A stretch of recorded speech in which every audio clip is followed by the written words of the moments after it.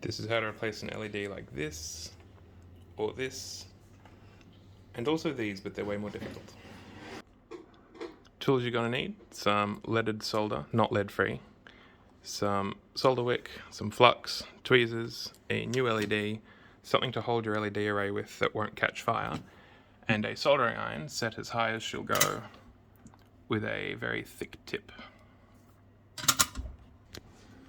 I'll usually set the heat gun to maximum fan speed and then just a little bit back from top. Now your heat gun might be different, so try this out on some dead arrays first so that you don't ruin anything, but that should be about right. You're going to want to start with your heat gun probably about 5 centimeters or so away from the array, just to heat it up slowly.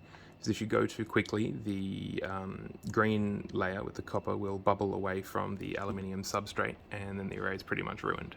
After you heat it up for a little while, as you'll see, we'll bring it up closer to about a centimeter's distance until the solder has melted.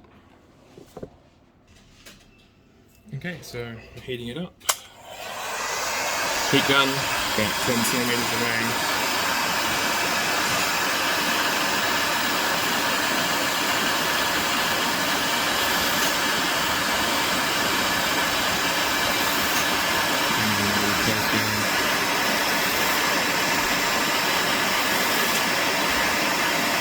The heat gun right up to about 1 centimeter below the board.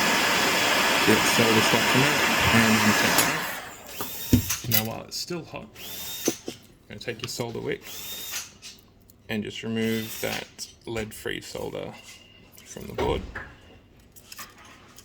We do this because the lead-free has a higher melting point than the leaded solder. So by using leaded solder, it means we put the board and the LED under less heat stress when we're putting the new one on, and less likely for anything to fail. Forgot to mention, get a bit of circuit board cleaner as well, and some Q-tips, so you can just clean up that burnt flux.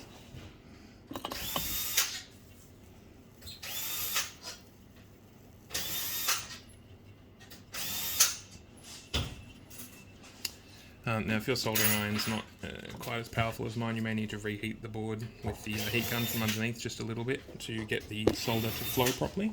But we're going to put just a little bit on that center thermal pad there, and then a little bit on each of these contacts.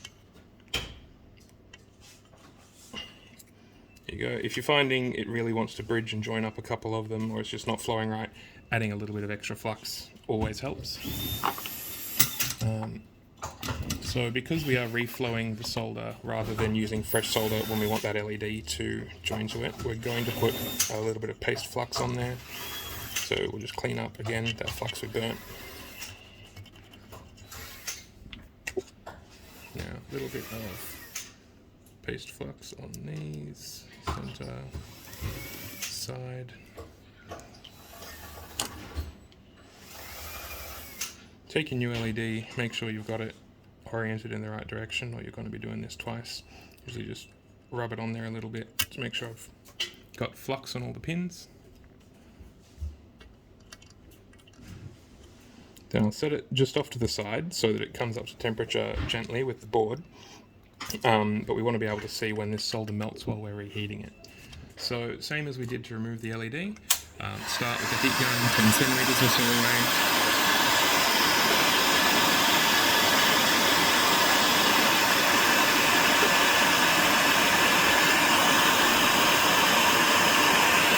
Bring it in closer, and you start to see in a minute that, there you go, it's just transitioned to liquid. So get the LED, drop it on, and the solder's re-solidified because obviously the LED wasn't as hot.